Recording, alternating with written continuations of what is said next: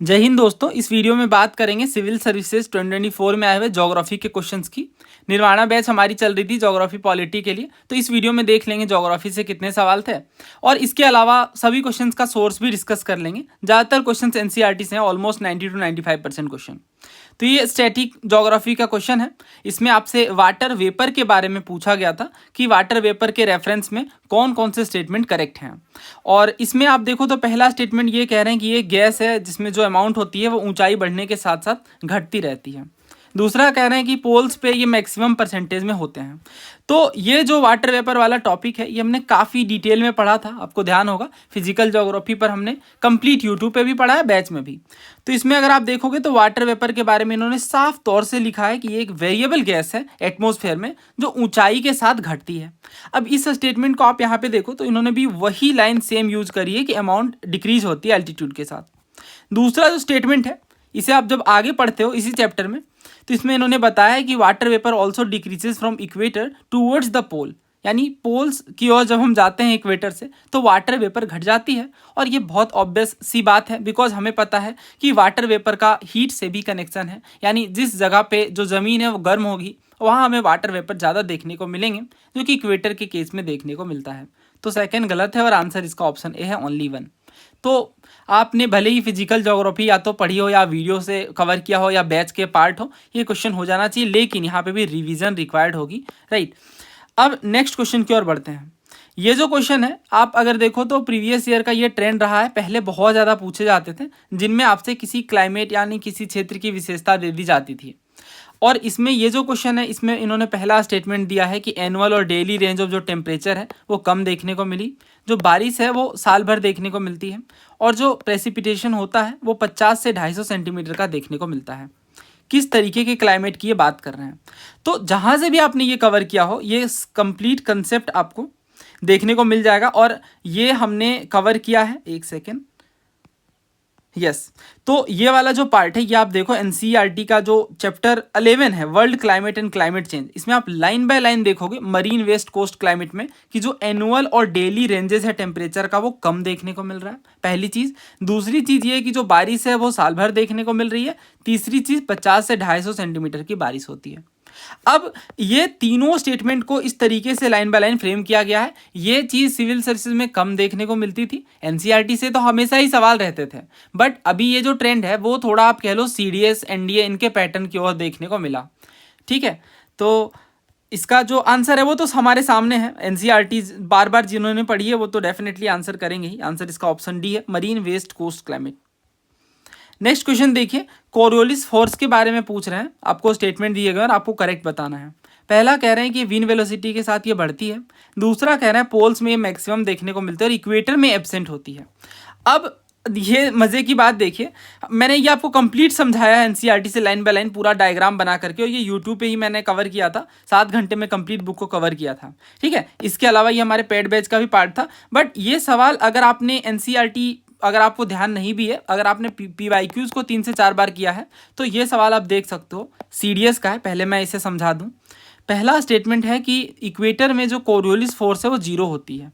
दूसरा कह रहे हैं कि जो कोरियोलिस इफेक्ट है ये हमें पोल्स की ओर ज़्यादा देखने को मिलता है। और तीसरा कह रहे हैं जो कोरियोलिस इफेक्ट है ये रोटेशनल वेलोसिटी के साथ देखने को मिलता है, कि जब रोटेशनल वेलोसिटी घटती है किसके साथ, लेटीट्यूड बढ़ने के साथ साथ। चौथा कह रहे हैं कोरियोलिस इफेक्ट जो है ये इंक्रीजिंग रोटेशनल वेलोसिटी के साथ रिलेटेड है।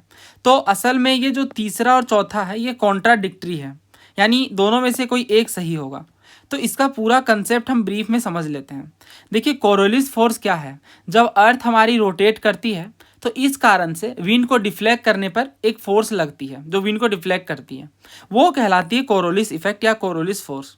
ये जो फोर्स है ये बेसिकली जब लेटीट्यूड बढ़ता जाता है, जैसे हम हायर लेटीट्यूड में पहुंचते हैं, तो कोरियोलिस इफेक्ट जो है वो रोटेशनल वेलोसिटी के प्रोपोर्शनल हो जाती है। अगर आप ये फर्स्ट टाइम पढ़ें तो ये थोड़ा टेक्निकल है, बट आप इस वीडियो को रेफर करिए, बहुत ही अच्छे से हमने ये कवर किया है, लाइन बाय लाइन मैंने आपको समझाया है प्रेशर ग्रेडियंट फोर्स क्या होता है, उसके बाद हमने रोटेशनल वेलोसिटी की ओर पहुंचे हैं हम, ठीक है। तो इसमें चौथा सही है, लैटिट्यूड बढ़ता है तो रोटेशनल वेलोसिटी बढ़ती है, ठीक है। तो इसका आंसर जो है 1, 2 एंड 4 है। अब आप देखो ये सवाल जिसमें इन्होंने पूछा हाँ, कि ये विंड वेलोसिटी के साथ बढ़ती या घटती है। तो विंड वेलोसिटी के ऊपर भी बेस्ड क्वेश्चन है। जैसे ये जो क्वेश्चन था, हाँ, इसमें आप देखो तो इसमें इन्होंने कहा था कि इक्वेटोरियल रीजन में कोई दूसरा सीजन नहीं देखने को मिलता है समर के अलावा, इसके क्या रीज़न हो सकते हैं। ये सीडीएस का क्वेश्चन था और इसमें पहला इन्होंने कहा कि जो लेंथ होती है डे और नाइट की, ये हमें मोर और लेस इक्वल ही देखने को मिलती है सालों भर। ठीक है, इस कारण से इक्वेटोरियल रीजन में केवल समर दिखाई पड़ते हैं। दूसरा कह रहे हैं कि जो अर्थ की रोटेशनल वेलोसिटी है वो इक्वेटर में सबसे ज़्यादा होती है। और तीसरा कह रहे हैं कोरियोलिस फोर्स इक्वेटर पर 0 होता है। बट सवाल को समझिए, क्वेश्चन ये है कि इन्होंने कहा कि केवल समर सीजन क्यों दिखता है। तो हमें पता है कि अर्थ हमारी 23.5 डिग्री टिल्टेड है, राइट। तो जब टिल्टेड है, ऑब्वियस सी बात है, अब सनलाइट पड़ेगा तो अलग अलग अमाउंट पे पड़ेगा। तो इस कारण से हमें इक्वेटोरियल रीजन में केवल कोई अदर सीजन नहीं बल्कि समर केवल दिखाई पड़ता है, क्योंकि इक्वेटोरियल बिल्कुल 0 डिग्री पे आता है। ठीक है, तो जो लेंथ ऑफ डे और नाइट है वो मोर और लेस इक्वल ही होती है। तो ये एक रीज़न है। बाकी दोनों चीज़ें आप देखो तो अर्थ की रोटेशनल वेलोसिटी ज़्यादा होती है इक्वेटर पे, ये बात सही है डेफिनेटली, बट ये हमारे क्वेश्चन से लिंक्ड नहीं है। क्वेश्चन में तो ये पूछा ना कि समर क्यों होता है। तो तीसरा कहा कोरियोलिस फोर्स इक्वेटर पे 0 होता है, ये बात भी सही है, बट क्वेश्चन के अकॉर्डिंग नहीं। ठीक है, तो आंसर इसका ऑप्शन ए था।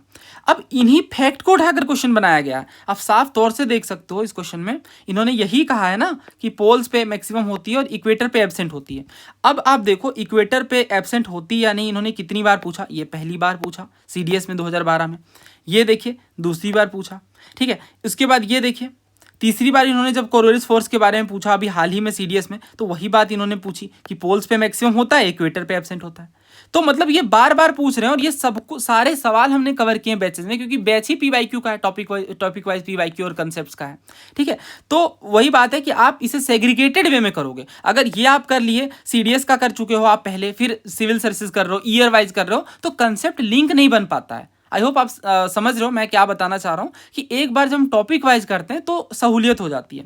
जैसे यहाँ भी आप देखो सीएपीएफ में भी इन्होंने पूछा कि इक्वेटर वाले क्षेत्र में ही हमें हरिकेन जनरली देखने को मिलते हैं, इसका भी क्या रीज़न है। तो ये भी कोरियोलिस से लिंक्ड है। कंसेप्ट जब हम पढ़ते हैं तो इन चीज़ों को साथ में ही समझते हैं। इवन सिविल सर्विसेज का भी आप सवाल देखोगे तो उन्होंने यही बात कही, कोरियोलिस को लिंक करने की कोशिश करी गई है स्टेटमेंट में कि हेमिस्फेयर से संबंधित है या नहीं। तो हेमिस्फेयर से डायरेक्ट लेना देना नहीं है, बट डेफिनेटली इक्वेटर और पोल से तो लेना देना है ही। ठीक है, तो ये बात है। फिलहाल आई होप आपको ये क्लियर है। तो ये बात आप अच्छे समझ लीजिए, कोरियोलिस फोर्स जो है वो इक्वेटर पे 0 होता है, एब्सेंट होता है। तो ये बात सही है।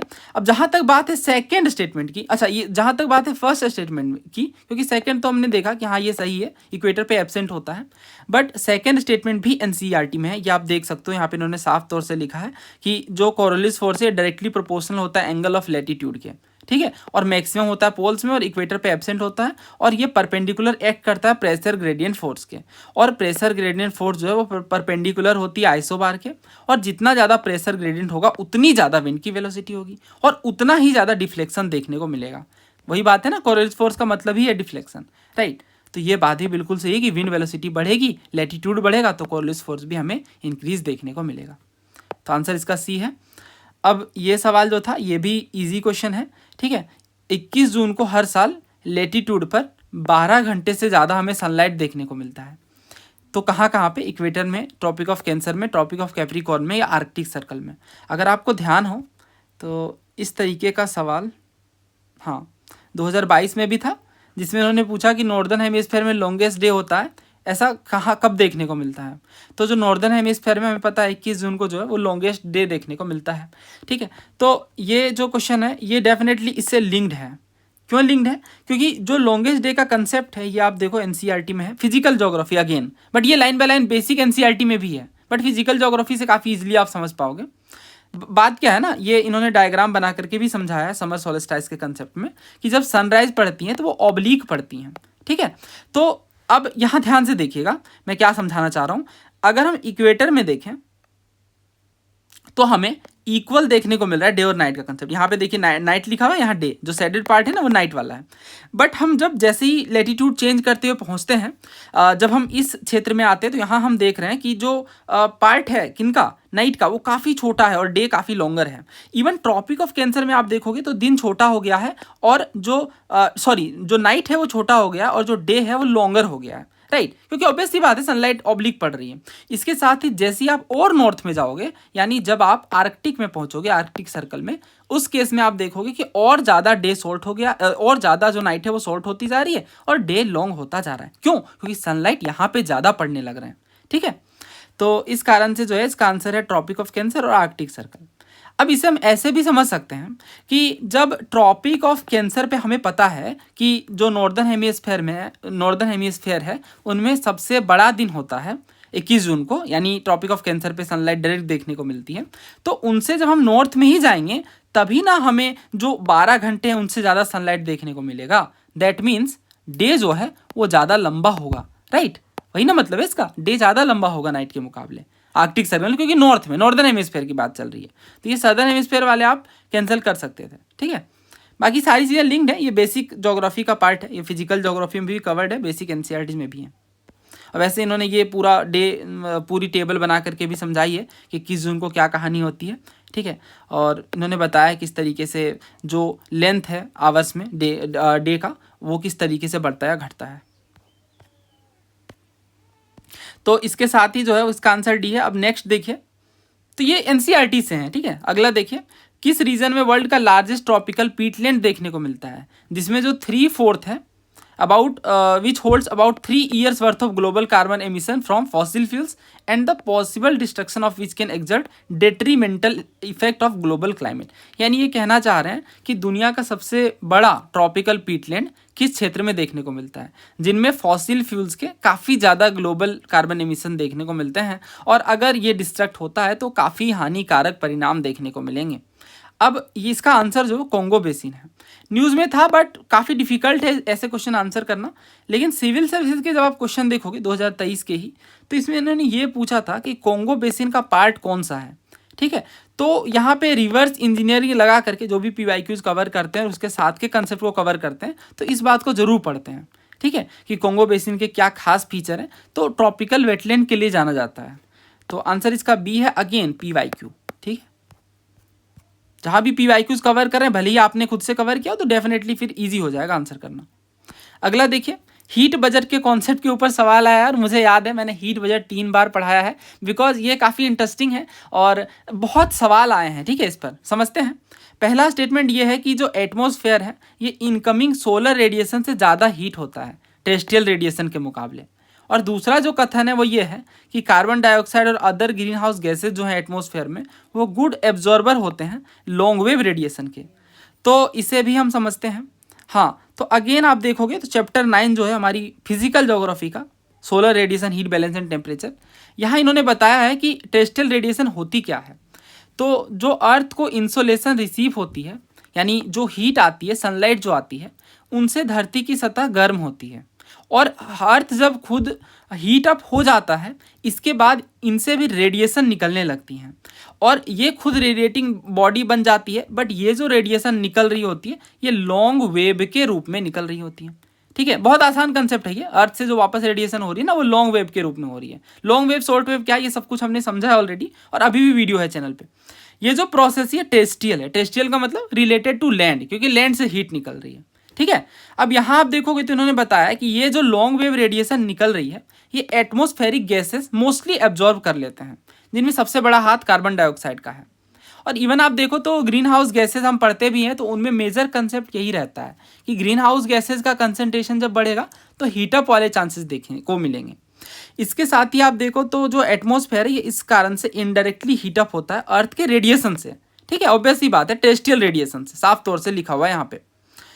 इसके अलावा भी आप देखोगे तो इन्होंने आगे भी बताया है, जब हम पढ़ते हैं कि कितने परसेंटेज वाइज क्या देखने को मिलता है, तो उस केस में अर्थ रेडिएट बैक जो करती है ना 51 यूनिट, वो टेरेस्ट्रियल रेडिएशन के रूप में करती है, जो कि सबसे बड़ी मात्रा है। ठीक है, तो इस कारण से जो ये क्वेश्चन है इसमें साफ तौर से हम देख पा रहे हैं कि अर्थ जो है वो टेरेस्ट्रियल रेडिएशन से ज़्यादा हीट होती है, बट यहाँ इन्होंने उल्टा कह दिया है कि सोलर रेडिएशन से ज़्यादा हीटअप होती है। तो ये गलत है, और इस सवालों की खासियत ही यही है कि अगर आपको पता है स्टेटमेंट 1 इनकरेक्ट है, तो यहाँ आप देखो इन्होंने लिखा है दोनों करेक्ट हैं, यहाँ आप देखो तो इन्होंने लिखा दोनों करेक्ट है, यहाँ स्टेटमेंट 1 करेक्ट है। तो बस एकलौता आंसर बचता है जिसमें ऑप्शन डी हमारा सही आंसर है, जिसमें स्टेटमेंट 1 जो है वो इनकरेक्ट है। कुछ क्वेश्चन कवर करते हैं। राइट। तो ये सब कुछ मैंने पढ़ा है यूट्यूब पे भी और बैचेज में भी। अर्थ की जो एटमॉस्फेयर है वो मेनली हीटअप होती है किन कारणों से? शॉर्ट वेव सोलर रेडिएशन के कारण, रिफ्लेक्टेड सोलर रेडिएशन के कारण, लॉन्ग वेव टेरेस्ट्रियल रेडिएशन के कारण, या स्कैटर्ड सोलर रेडिएशन के कारण। क्या आपको नहीं लगता ये सेम क्वेश्चन सिविल सर्विसेज 2024 का है, बस स्टेटमेंट की भाषा बदल दी गई है।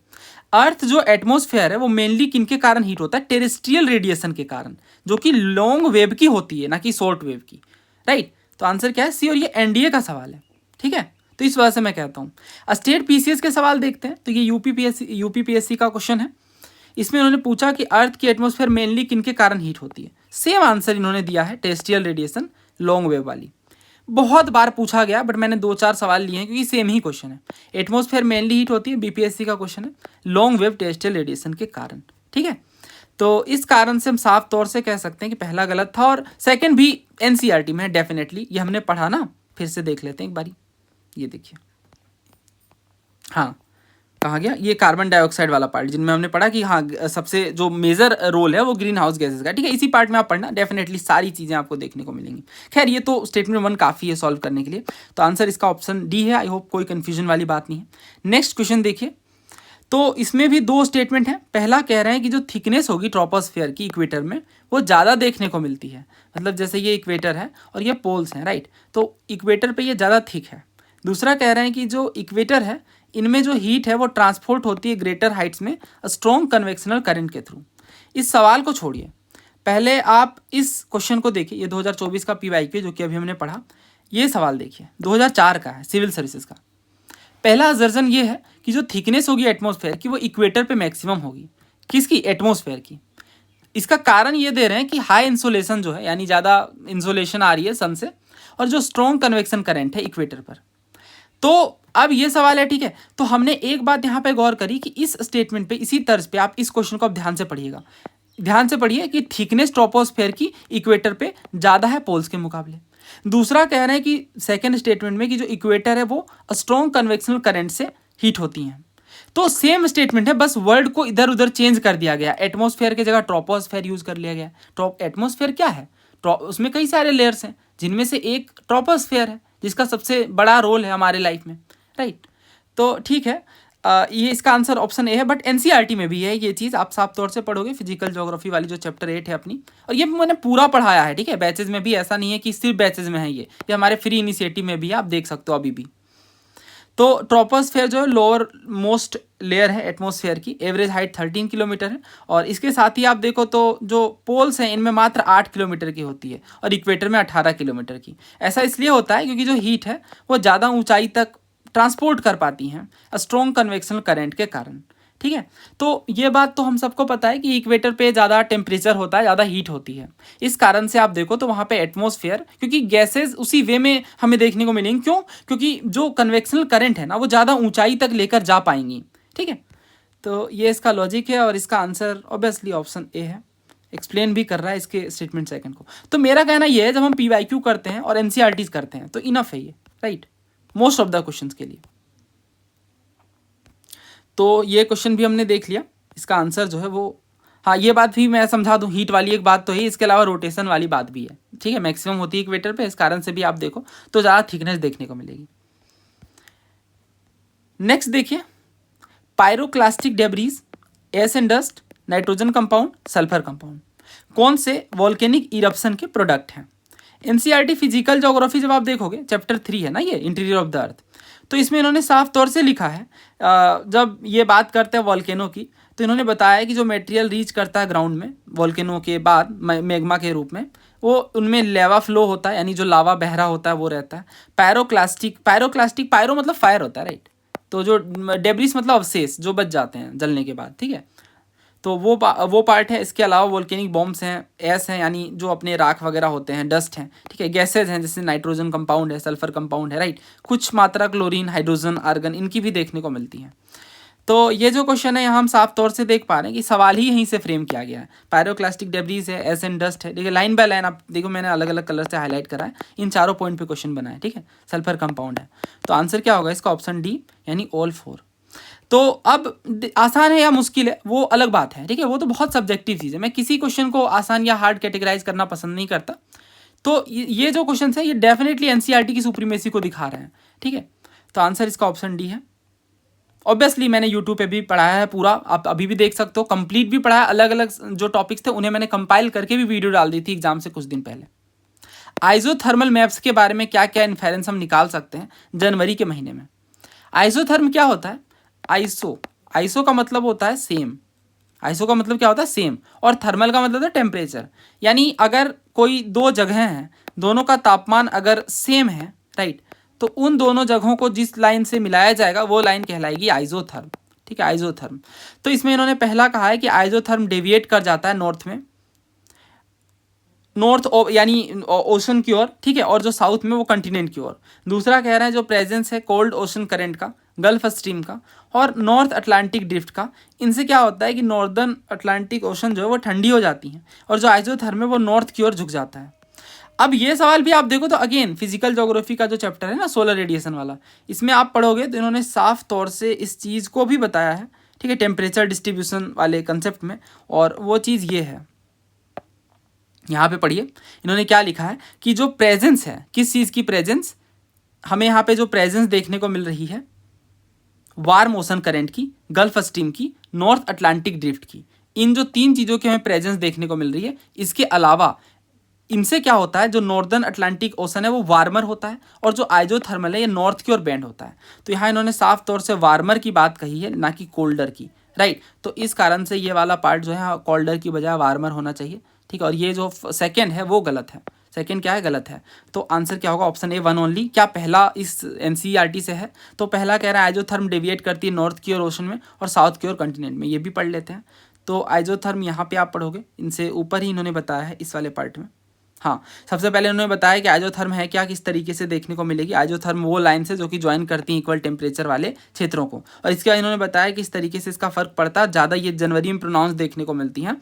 जो डेविएशन होता है ना वो ज़्यादा जनवरी में देखने को मिलता है जुलाई के मुकाबले, खासतौर से नॉर्दर्न हेमिस्फेयर में, ठीक है। और नॉर्दर्न हेमिस्फेयर में जो लैंड सरफेस है उनका एरिया ज़्यादा लार्जर है और साउथ सदर्न हेमिस्फेयर के मुकाबले, इसलिए जो लैंड मास में इफेक्ट है वो ज़्यादा खास तौर से देखने को मिलता है। इसी के बाद इन्होंने साफ तौर से एक लाइन लिखी है कि जनवरी में क्या होता है, जो आइसोथर्म है वो डेविएट कर जाता है नॉर्थ की ओर ओवर द ओशन और साउथ की ओर ओवर द कॉन्टिनेंट। अब ये देखिए, नॉर्थ की ओर ओवर द ओशन और साउथ की ओर ओवर द कॉन्टिनेंट, राइट। तो आंसर क्या है, option A one only. Next question, कौन कौन सी जो कंट्रीज है वो वेल नोन है कोकोआ प्रोड्यूसर्स के लिए? पहला अल्जीरिया मोरक्को, दूसरा बोत्सवाना नामीबिया, तीसरा कोटे डे आव्रियन घाना, चौथा मेडागास्कर मोजाम्बिक। अगेन आप देखोगे यहाँ पे तो इन्होंने साफ तौर से बताया बेसिक एनसीईआरटीज में भी कि जो फ्रेंच इस्टेब्लिश करा इन्होंने कोकोआ और कॉफ़ी प्लांटेशन को वेस्ट अफ्रीका में, ठीक है। तो वेस्ट अफ्रीका में जब इन्होंने करा तो वेस्ट अफ्रीका में हमें बस एक ही ऑप्शन देखने को मिलेंगे, कोटे डे और घाना। ये हमने कवर नहीं किया है डायरेक्ट, ना ही आपने ये पढ़ा होगा डायरेक्टली एनसीईआरटी में। ये डिफिकल्ट क्वेश्चन है अनलेस एंड अनटिल आपने सारे प्रोड्यूसर्स की लिस्ट को तैयार किया हो, जो कि ट्रेंड है, बट उतना याद कर पाना पॉसिबल नहीं होता है, ठीक है। बट एनसीईआरटी में है तो वही बात है ना, फिर लाइन बाय लाइन जो पढ़ रहा है और मतलब प्रॉपर चीज़ों का अर्थ भी समझता हुआ चल रहा है वो कर पाएंगे ऐसे सवाल। तो एनसीईआरटी की सुप्रीमेसी तो है ही, इसमें कोई डाउट नहीं है। बाकी के सवाल मोस्ट ऑफ द क्वेश्चंस आप देखो ना तो डुएबल हैं और पीवाईक्यू बेस्ड है, एनसीईआरटी बेस्ड है। नेक्स्ट देखिए, हिमालयन रिवर के रेफरेंस में जो गंगा को ज्वाइन करती हैं डाउन स्ट्रीम प्रयागराज में वेस्ट टू ईस्ट, उनका क्रम पूछा गया है। तो पहला कह रहे हैं घाघरा गोमती गंडक कोसी, दूसरा कह रहे हैं गोमती घाघरा गंडक कोसी, तीसरा घाघरा गोमती कोसी और गंडक और चौथा गोमती घाघरा कोसी और गंडक। अब ये जो सवाल है ये आप देखो, ये हमारी जो पेड बैच थी ज्योग्राफी फाइनल वाली, मैंने जो आपको पीडीएफ प्रोवाइड की थी उसमें मैंने 179 पेजेस थे हमारे, ये सारे के सारे पीवाईक्यूज थे किनके, रिवर्स के, ठीक है।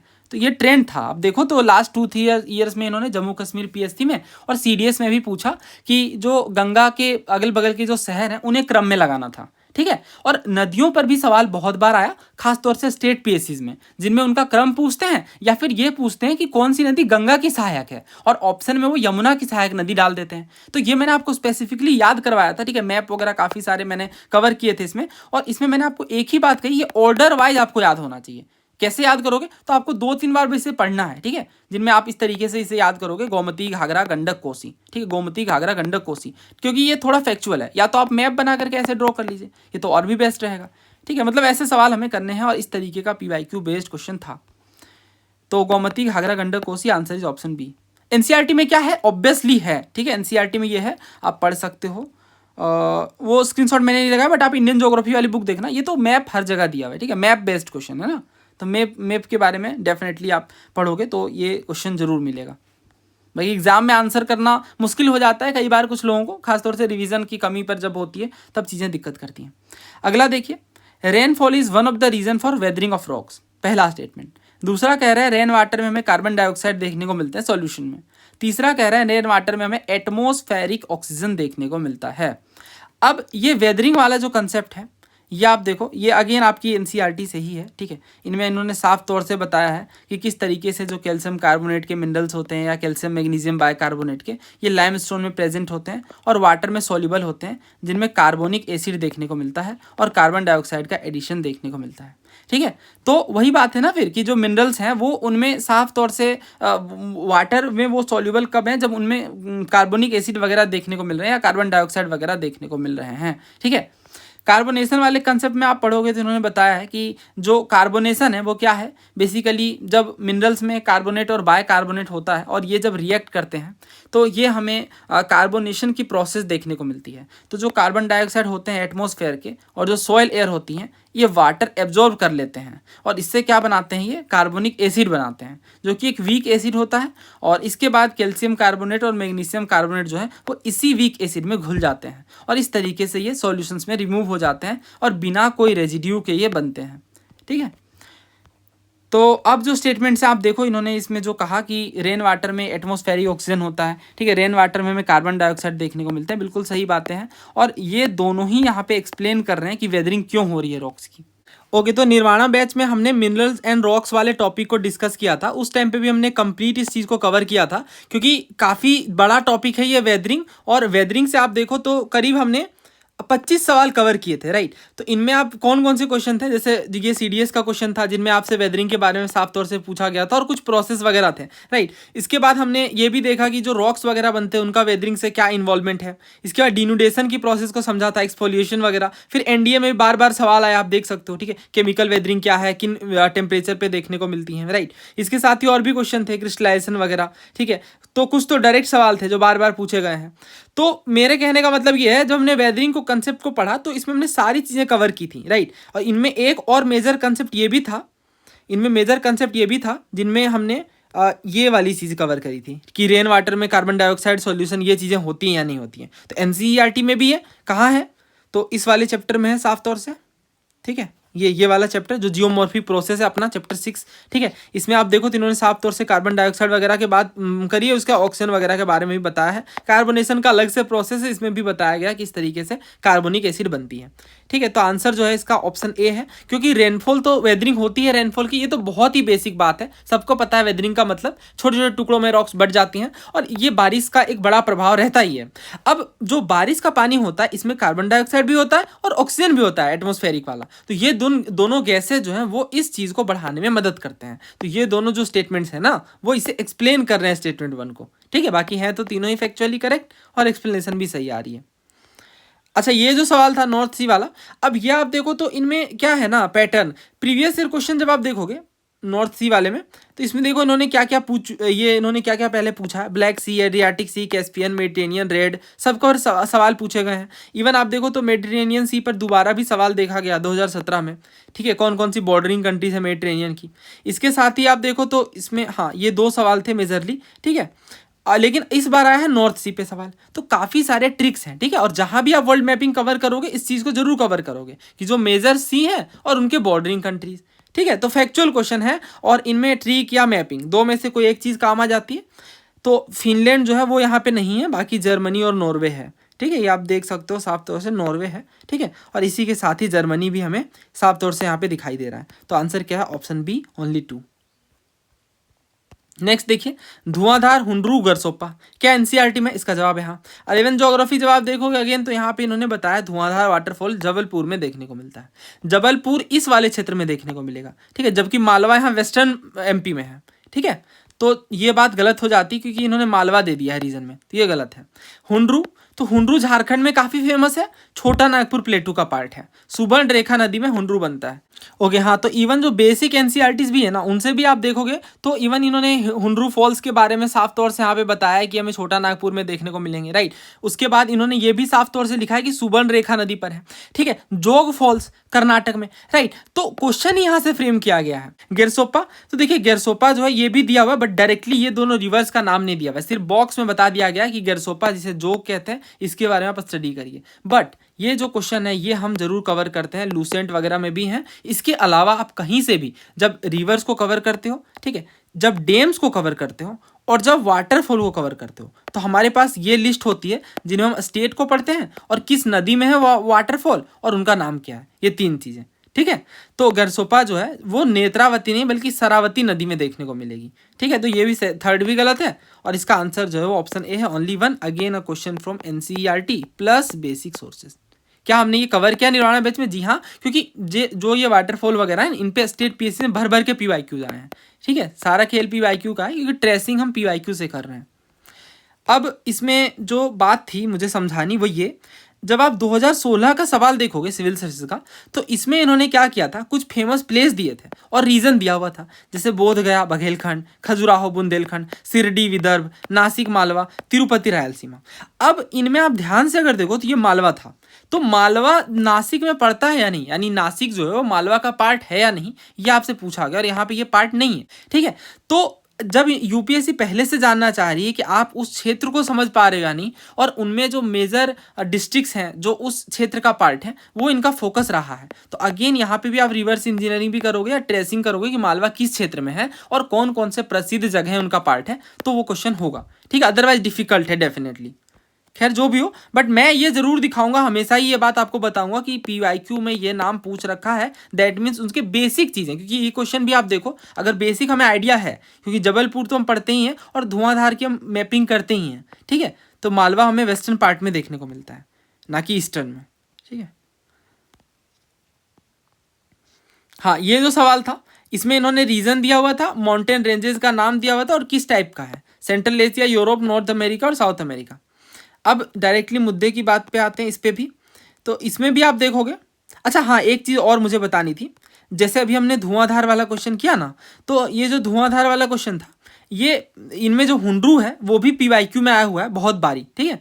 जैसे ये जो सवाल था ना, ये यूपी पीसीएस का था, Hundru waterfall, Subarnarekha, Chachai waterfall, Bihar river, Dhuandhar Narmada और बूढ़ा घाट कांची। तो ये जो धुआंधार है, ठीक है, और ये जो हुंड्रू है, ये दोनों आप देखो तो स्टेट पीसीएस का पीवाईक्यू है। तो पैटर्न इस बार बहुत सारे सवाल स्टेट पीसीएस के देखने को मिले, मैंने बताया ना, क्योंकि आर्टिकल बेस्ड क्वेश्चन है पॉलिटी में, इनमें जो क्वेश्चन है वो आपसे मैपिंग के बारे में, बेसिक मैपिंग जो स्टेट पीसीएस में आती है।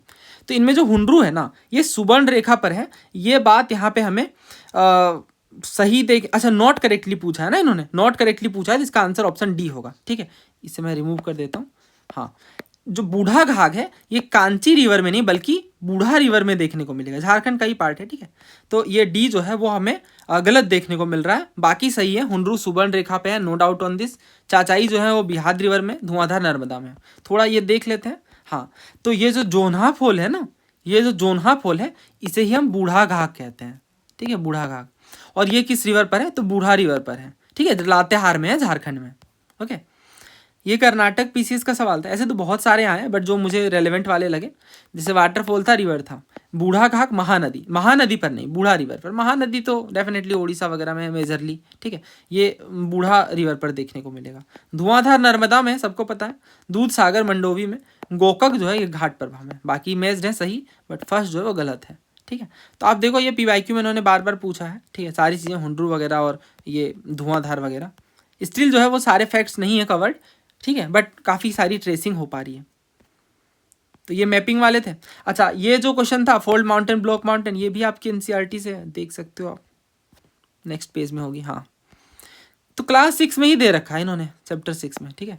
हिमालय माउंटेन जो और जो आल्प्स हैं ये यंग फोल्ड हैं, ठीक है, ये हम पढ़ते हैं ज्योग्राफी में, यंग फोल्ड यानी युवा वलित पर्वत क्या होते हैं। इसके साथ ही आप देखो तो इन्होंने बताया जो अरावली है ना वो ओल्डेस्ट फोल्ड माउंटेन है। अरावली भी फोल्ड है बट ओल्डेस्ट रॉक सिस्टम का पार्ट है, ओल्डेस्ट माउंटेन सिस्टम का पार्ट है। इसके बाद जो अपेलेचियन है और जो यूराल है, ठीक है, इनमें भी हमें देखने को मिलेगा फोल्ड का ही पार्ट है, ठीक है। ये बहुत ओल्ड वाले फोल्ड माउंटेन है, ना कि यंग। यंग में कौन कौन है? हिमालय और आल्प्स। ये याद रखिएगा, ये SSC वगैरह में बहुत बारी पूछा गया है, ठीक है, और स्टेट PCS में। ब्लॉक माउंटेन के बारे में अगर आप देखो तो बेसिकली दो हिस्से बन जाते हैं, एक होस्ट और दूसरा ग्रेबन, ठीक है। राइन वैली जो है और जो वोस्जस माउंटेन है यूरोप में, ये दोनों काफ़ी फेमस है ब्लॉक माउंटेन के लिए, ठीक है। इन्होंने एटलस में लोकेट करने को भी कहा है। इसके साथ ही आप देखो तो वोल्केनिक माउंटेन्स भी देखने को मिलते हैं जो वोल्केनिक एक्टिविटी के लिए जाने जाते हैं, जिनमें किलिमंजारो और फुजियामा है, ठीक है। तो अब ये जो सवाल था, अब यहाँ इन्होंने साफ तौर से वोस्जस वगैरह मेंशन किया है, आप देख सकते हो ये वाला, यस वोस्जस जो ब्लॉक माउंटेन का पार्ट है, बट यहाँ इन्होंने फोल्ड कह दिया, गलत है। यूरोप में जो आल्प्स है ये भी आप देखो तो इन्होंने बताया, ये यहाँ पे देखिए ये वाला, ठीक है, यंग माउंटेन है, राइट, जो कि फोल्ड है ना कि ब्लॉक, तो गलत है, दो गलत है। बाकी आप देखो अपेलेचियन जो है ये, हाँ सही बात है, ये अपेलेचियन सही है। इसकी यहाँ पे इन्होंने बताया है, देखिए ये अपेलेचियन फोल्ड माउंटेन का पार्ट है साफ तौर से। इसके बाद जो एंडीज है, एंडीज भी इन्होंने बताया है, ठीक है। तो ये जो चारों, ये जो दोनों हैं ये सही है, बाकी जो है वो गलत है। तो आंसर जो है इसका ऑप्शन बी है। NCERT से भी है और बेसिक जो मैंने कहा ना लूसेंट वगैरह से ऐसे क्वेश्चन ज़्यादातर देखने को मिलेंगे, जिनमें आपसे एक स्पेसिफिक लोकेशन के बारे में पूछा जाएगा। ओके, तो आंसर तो इसका बी है।